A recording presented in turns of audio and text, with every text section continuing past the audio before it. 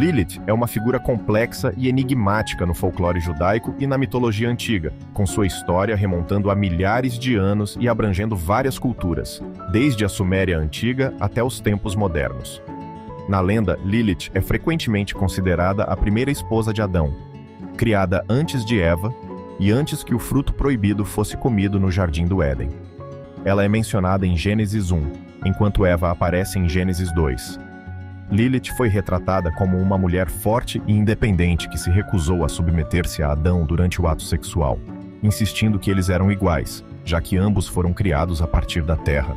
Adão, no entanto, discordou, acreditando que Lilith deveria ficar deitada sob ele, pois ele era superior. O conflito entre eles escalou, e Lilith acabou escolhendo deixar Adão, invocando o nome inefável de Deus. Lilith ascendeu ao ar, deixando o Jardim do Éden para trás. Solitário e desolado, Adão orou ao Criador, que teve piedade dele, e enviou 3 anjos, Senoi, Sansenoi e Samangeloth, para trazer Lilith de volta. Os anjos a encontraram perto do mar, nas águas poderosas onde mais tarde os egípcios se afogariam. Embora eles tenham entregue a mensagem de Deus, Lilith recusou-se a voltar. Os anjos a advertiram de que, se ela não retornasse, enfrentaria a morte de 100 de seus filhos todos os dias. Em sua teimosia, Lilith fez um acordo. Não machucaria bebês se visse os nomes dos anjos em amuletos protetores. Relutantemente, ela aceitou a perda diária de 100 de sua prole. Um leitor atento dos capítulos 1 e 2 de Gênesis pode notar que esses capítulos parecem contar 2 histórias diferentes sobre a criação da humanidade, enquanto muitos judeus e cristãos hoje veem essas narrativas como complementares, com o capítulo 2 de Gênesis ampliando os detalhes do capítulo 1. A moderna pesquisa bíblica oferece uma perspectiva diferente. A hipótese documental, uma teoria líder entre os estudiosos do Antigo Testamento, sugere que Moisés não foi o único autor do Pentateuco, os 5 primeiros livros da Bíblia. Em vez disso, acredita-se que Gênesis seja um texto composto por múltiplas fontes que foram reunidas por vários autores ao longo do tempo. No entanto, essa nem sempre foi a interpretação prevalente. Na antiguidade, as pessoas procuravam explicar essas discrepâncias de outras maneiras, frequentemente criando novas e expandidas histórias para preencher as lacunas. Ao final do primeiro milênio da Era Comum, a lenda de Lilith surgiu como uma dessas histórias, oferecendo uma compreensão alternativa das narrativas de criação em Gênesis. De acordo com um texto judaico anônimo, intitulado O Alfabeto de Ben Sira, da Idade Média, a razão para as diferenças entre os capítulos 1 e 2 de Gênesis é que havia 2 histórias muito diferentes. A mulher criada no capítulo 1 de Gênesis não era Eva, mas um demônio chamado Lilith. Eva só aparece na história no capítulo 2 de Gênesis. Então, quem era Lilith? Quais eram suas origens e como ela se tornou a primeira esposa de Adão? Para traçar totalmente as origens e a história de Lilith, devemos voltar mais de 5.000 anos a uma das civilizações mais antigas de todos os tempos, a civilização suméria. Os sumérios foram a primeira civilização a se estabelecer permanentemente na Mesopotâmia, localizada principalmente no que hoje é o Iraque, entre os rios Tigre e Eufrates. O mito mais antigo sobre Lilith provavelmente nasceu aqui, na tradição oral dos sumérios. Sabemos muito pouco sobre quem Lilith poderia ter sido durante esse período, pois a tradição oral, por definição, é transmitida pela fala e não escrita. No entanto, os estudiosos acreditam que o mito de Lilith deve ter sido inicialmente oral, pois ela, ou mais precisamente elas, aparecem de forma proeminente em textos sumérios posteriores. O conceito de Lilith apareceu pela primeira vez na mitologia suméria no 3º milênio antes de Cristo, pertencendo a uma classe de demônios do vento e da tempestade chamados Lilu. Uma das primeiras referências a Lilith pode ser encontrada em um texto sumério antigo chamado Inanna e a árvore Ulupu. Essa história provavelmente foi transmitida oralmente até ser finalmente escrita entre 2900 e 2750 a.C. Inanna e a árvore Ulupu é um pequeno conto fantástico sobre Enki, o deus sumério da criação e da sabedoria, que planta uma árvore nas margens do rio Eufrates. Um dia, um vento sul forte arrancou a árvore e a lançou no rio Eufrates. Enquanto a árvore flutuava rio abaixo, Inanna, a deusa suméria do amor, beleza e sexualidade, tirou a árvore do rio e a plantou em seu jardim sagrado, na cidade suméria de Uruk. Inanna cuidava da árvore dia e noite, imaginando quanto tempo levaria para a árvore crescer o suficiente para que ela pudesse fazer para si um trono e uma cama. 10 anos se passaram, e a árvore cresceu espessa e alta. Mas então o texto diz: então, uma serpente que não podia ser encantada fez seu ninho nas raízes da árvore Hulupu. O pássaro Anzu colocou seus filhotes nos galhos da árvore, e a sombria donzela Lilith construiu sua casa no tronco. Inanna, a jovem mulher que amava rir, começou a chorar. Oh, como Inanna chorou! Mas eles não deixaram sua árvore. Então o grande herói Gilgamesh, sim, o mesmo Gilgamesh da epopeia de Gilgamesh, veio ao resgate. Gilgamesh veio para salvar Inanna, vestido com uma pesada armadura de batalha e empunhando um machado de cobre de 300 quilos. Gilgamesh matou a serpente, fazendo o pássaro Anzu voar embora e depois destruiu a casa de Lilith, forçando-a a fugir para o deserto. Na história mais antiga de Lilith, ela ainda não era considerada um demônio oficial, mas sim um incômodo poderoso. Todos os deuses na árvore Ulupu eram proeminentes deuses sumérios, mas menos significantes. E foi exatamente aí que Lilith encontrou seu lugar na forma mais antiga da mitologia suméria. As semelhanças entre Lilith e a coruja devem ser evidentes após a leitura de Inanna e a árvore Hulupu. Lilith construiu sua casa no tronco da árvore como uma coruja e depois fugiu para o deserto, onde as corujas geralmente fazem seus ninhos. O nome de Lilith é frequentemente traduzido como monstro ou criatura da noite, mas também pode ser traduzido como coruja ou pequena coruja. De fato, o nome científico da pequena coruja é Athene Noctua Lilith. E sim, Athene é em homenagem à deusa grega Atena. As fendas rochosas em Atenas e na Acrópole na Grécia Antiga estavam cheias de pequenas corujas, acreditadas serem encarnações de Atena. Os estudiosos acreditam que muitos aspectos de Atena realmente vêm das antigas histórias de Lilith. Lilith, na mitologia suméria, pode ter se originado de Lilith como a personificação de 000655, uma coruja. Essa personificação, no mundo antigo, quase sempre aparecia na forma de deificação ou tornando-se um deus, com uma vasta mitologia a seguir. Isso pode ser visto na mitologia egípcia antiga com Sobek, como o deus crocodilo, e Horus como o deus com cabeça de falcão. As definições e conexões entre Lilith e a coruja ficarão mais claras quando examinarmos a próxima fonte sobre Lilith, que é o livro de Isaías. A única referência explícita a Lilith em toda a Bíblia pode ser encontrada em Isaías 34:14. As criaturas do deserto se encontrarão com 00730 hienas, e os bodes selvagens balirão uns para os outros. Ali também descansarão as criaturas da noite e encontrarão para si lugares de repouso. Esta tradução é da NVI, Nova Versão Internacional. E a NVI escolheu traduzir a palavra hebraica Lilith como criaturas da noite. A versão King James traduz como coruja gritante, e a NRSV, Nova Versão Padrão Revisada, traduz como Lilith. Então, o que está acontecendo aqui? O que o autor desta parte do livro de Isaías quis dizer quando usou a palavra hebraica Lilith?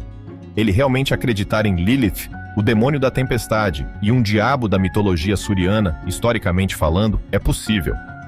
A mitologia de Lilitu, da Suméria, perdurou, o que significa que a mitologia de Lilith não desapareceu como muitas outras costumam desaparecer ao longo do tempo. O que começou na mitologia suméria continuou na mitologia assíria e depois na babilônica. Sabemos que as civilizações antigas compartilhavam ideias quando duas culturas se encontravam. A maioria delas não vivia em pequenos clãs sem influência externa.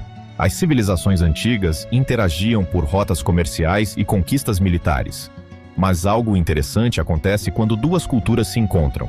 Uma cultura frequentemente absorve ideias e conceitos da outra, adaptando-os e mudando-os para adequá-los ao seu contexto cultural. Isso acontecia o tempo todo no mundo antigo, especialmente no caso da religião e da mitologia. O que provavelmente aconteceu é que a mitologia de Lilith se espalhou para o oeste através de rotas comerciais e conquistas militares, eventualmente chegando ao Mediterrâneo e além. Um exemplo rápido e fácil disso pode ser visto ao olhar para Inanna, a deusa mencionada na história da árvore Hupu. Inanna era suméria. Mais tarde foi conhecida como Ishtar na mitologia babilônica, e depois os cananeus, hititas e egípcios adotaram sua mitologia, chamando-a de Aarde. Sua mitologia se espalhou para o ocidente, para a Grécia e Roma. Os gregos a chamavam de Afrodite. e os romanos de Vênus. Há diferenças claras entre todas essas deusas, mas o ponto que quero destacar é que Inanna deu início a tudo. Ela foi o modelo para todas essas outras deusas, e quando as culturas aprenderam sobre Inanna, adotaram algumas de suas ideias e mudaram outras para adequá-las às suas sensibilidades culturais e religiosas. Era assim que funcionava no mundo antigo. Você mantinha o que gostava e mudava o que não gostava.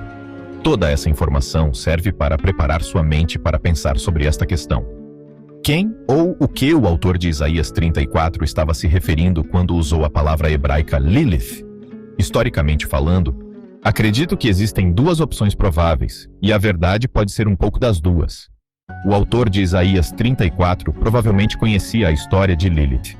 E tenho certeza de que, entre meados e o final do século 8 a.C., quando a maioria dos estudiosos acredita que o primeiro Isaías foi escrito, a história de Lilith era conhecida em todo o Oriente Próximo. Portanto, o autor dessa passagem pelo menos tinha de estar ciente da mitologia que estava referenciando. A questão mais interessante, então, se torna: qual era o mito ou a compreensão cultural de Lilith em Jerusalém entre meados e o final do século 8 a.C.? E essa é uma questão muito mais difícil de responder. Lilith ainda não era considerada a primeira esposa de Adão ou a mãe dos demônios. Essa visão de Lilith não apareceria por vários milhares de anos. Nesse momento e local geográfico, Lilith provavelmente era muito semelhante às suas contrapartes sumérias, particularmente a Litu babilônica. Ela teria fortes associações com a coruja, pois Lilith, assim como a coruja, era uma criatura da noite. Elas também são aves predadoras, o que significa que precisam caçar e matar outros animais para sobreviver. Lilith não era diferente, ela era uma criatura da noite. Acreditava-se que Lilith sequestrava e matava pessoas, especialmente bebês. Então, a palavra hebraica Lilith, em Isaías 34, deve ser traduzida como coruja ou Lilith? Bem, considerando que existe outra palavra hebraica para coruja, acho que a tradução correta é Lilith, e penso que essa é a mitologia em que o autor de Isaías estava pensando. Mas não está claro se o autor de Isaías 34 realmente acreditava nessa mitologia. Ele realmente acreditava que havia uma demônio feminina coruja vagando no deserto, ou estava usando isso como uma metáfora para dizer que havia coisas más e malignas aí? Bem, a menos que tenhamos uma máquina do tempo, acho que isso sempre será um mistério. A próxima fonte que quero focar sobre Lilith pode ser encontrada no Cântico do Sábio, uma obra descoberta como parte dos manuscritos do Mar Morto. Aqui, Lilith aparece claramente como um demônio. O texto diz: "E eu, o sábio, proclamo a grande beleza de sua magnificência para assustar e aterrorizar todos os espíritos dos anjos da destruição e os espíritos dos bastardos, os demônios, Lilith, uivadores e ganidores, que atacam de repente para desviar o espírito." Esta passagem é fascinante, porque nos dá uma visão profunda do pensamento religioso de uma comunidade judaica essênia que vivia algumas décadas antes do nascimento de Jesus. O autor dessa obra, quem quer que fosse, tinha uma teologia mais desenvolvida de Lilith, ainda um tanto relacionada à coruja, porque o texto diz que elas atacam de repente para desviar o espírito, assim como uma coruja parece atacar de repente.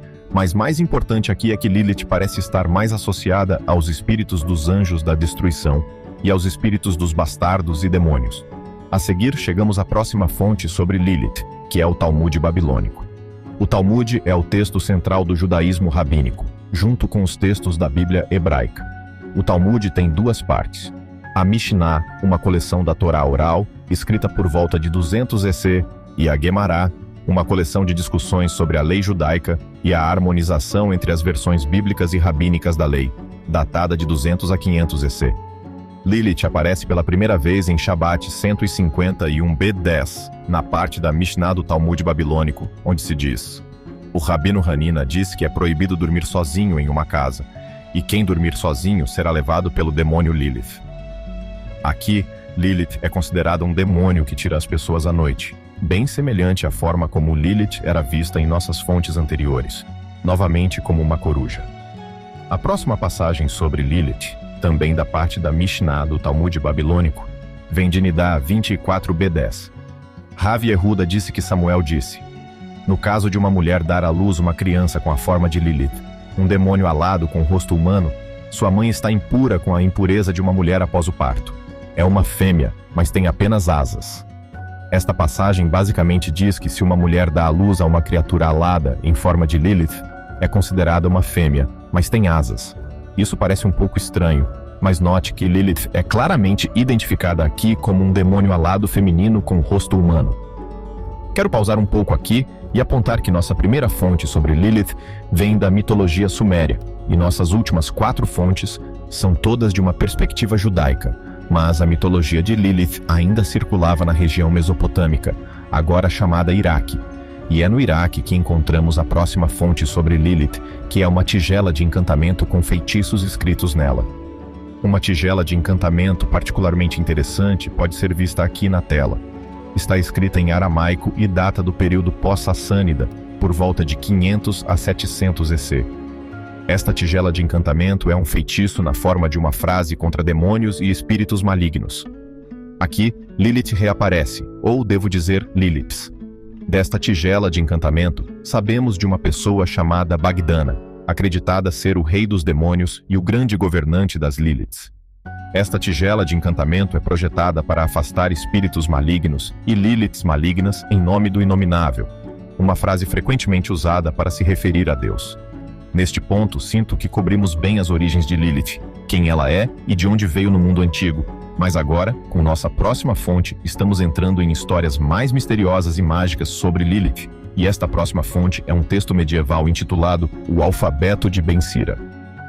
Este texto data de cerca de 700 a 1000 EC. O Alfabeto de Ben Sira é onde a história de Lilith é mais popular na cultura moderna. Esta é a história que a maioria das pessoas pensa quando pensa em Lilith hoje. O Alfabeto de Ben Sira 23 AB diz: logo após o jovem filho do rei adoecer, Nabucodonosor disse: cure meu filho ou eu o matarei. Ben Sira imediatamente sentou-se e escreveu um amuleto com os nomes sagrados e gravou os nomes dos anjos responsáveis pela medicina por seu nome, forma e imagem e com suas asas, mãos e pés. Nabucodonosor olhou para o amuleto e perguntou: quem são esses anjos? Ben Sira respondeu: os anjos responsáveis pela cura são Seno, Sansenói e Semangelof. Quando Deus criou Adão, ele estava sozinho. Então Deus disse: não é bom que o homem esteja só. Deus também criou uma mulher da terra, como havia criado Adão, e a chamou de Lilith. Adão e Lilith imediatamente começaram a discutir sobre sexo. Lilith disse: eu não ficarei por baixo, e Adão disse: eu não ficarei por baixo, apenas por cima, pois você só é adequada para ficar por baixo durante o ato, pois eu sou superior. Lilith respondeu: somos iguais, porque ambos fomos criados da terra. Mas eles não se ouviram. Quando Lilith percebeu isso, ela invocou o nome inefável de Deus e voou para o céu. Adão orou a seu Criador: Senhor do universo, a mulher que me deste fugiu. Imediatamente Deus abençoou Adão e enviou esses 3 anjos para trazê-la de volta. Deus disse a Adão: se ela concordar em voltar, o que foi criado é bom, senão, ela deverá permitir que 100 de seus filhos morram todos os dias. Os anjos deixaram Deus e perseguiram Lilith. Eles a encontraram no meio do mar, em águas poderosas, onde os egípcios se afogariam. Eles transmitiram a mensagem de Deus, mas ela não quis voltar. O anjo disse: nós a afogaremos no mar. Deixem-me em paz, gritou Lilith. Fui criada apenas para causar doença aos bebês. Se o bebê for do sexo masculino, tenho poder sobre ele por 8 dias após o nascimento, e se for feminino, por 20 dias. Quando os anjos ouviram as palavras de Lilith, insistiram para que ela voltasse, mas ela os evitou com o nome do Deus vivo e eterno. Sempre que ouvir vocês, ou o seu nome ou forma em um amuleto, não terei poder sobre essa criança. Ela também concordou em permitir que 100 de seus filhos morressem todos os dias. Portanto, todos os dias 100 demônios morrem. E por isso escrevemos os nomes desses anjos em amuletos para crianças pequenas. Quando Lilith vê seus nomes, ela se lembra de sua promessa, e a criança se recupera. Assim, temos aqui a história de Lilith como a primeira esposa de Adão. Lilith não foi criada da costela de Adão como Eva, mas da mesma terra que Adão. Lilith é a mulher em Gênesis 1, Eva é a mulher no capítulo 2 de Gênesis. Mas, infelizmente, Lilith e Adão não conseguiam concordar sobre a posição correta durante o sexo, então Lilith foi embora. Pode-se dizer que houve problemas no paraíso. Piada ruim. Lilith então passou a ser vista como uma mulher ou demônio destinada a causar morte e doença aos bebês. E foi assim que Lilith passou a ser cada vez mais percebida com o tempo, como um demônio que sequestra bebês dos braços de suas mães para matá-los. Lilith recusou-se a voltar para Adão, então fez um acordo com esses 3 anjos. Enquanto ela visse os nomes dos anjos em um amuleto, não prejudicaria a criança. Essa história provavelmente foi originalmente escrita como uma história satírica, ou para explicar por que as pessoas escreviam os nomes desses 3 anjos em seus amuletos. Sabemos, a partir de vários amuletos como o Sefer Haziel Hamalak, um livro medieval de magia cabalística, que amuletos contra Lilith eram usados em volta do pescoço de mulheres grávidas ou colocados no quarto onde bebês dormiam. Parece que no período medieval, a compreensão judaica de Lilith realmente se concentrou nela como um demônio que mata e sequestra crianças, associada à infertilidade. A história de Lilith não termina aqui. Ela também é mencionada no Zohar, uma obra do século XII escrita na Espanha, que é um texto introdutório à literatura mística judaica chamada Cabala. Na Cabala, Lilith possui poderes de outro mundo. Lilith não é apenas a primeira esposa de Adão, mas também a esposa de Satanás. Ela é uma parceira caótica com a presença feminina divina. No Zohar, o santo ou o aspecto masculino do divino se separa do aspecto feminino do divino e se une a Lilith. Assim, Lilith e o santo estão ligados em uma relação sexual e espiritual de maldade e caos, que só será resolvida quando o Messias vier e curar a quebra do mundo. Então, aí estão as verdadeiras origens de Lilith. Um fato interessante é que nos Estados Unidos, em 2020, Lilith foi o 316 nome mais popular para meninas, o que significa que, em 2020, nos Estados Unidos, 1 em cada 760 meninas nascidas foi chamada de Lilith. Desde os primórdios da civilização suméria até a cultura moderna, Lilith tornou-se uma figura de grande poder e mistério. Sua história é uma jornada através do tempo e do espaço, com cada cultura e era adicionando novos e diversos elementos.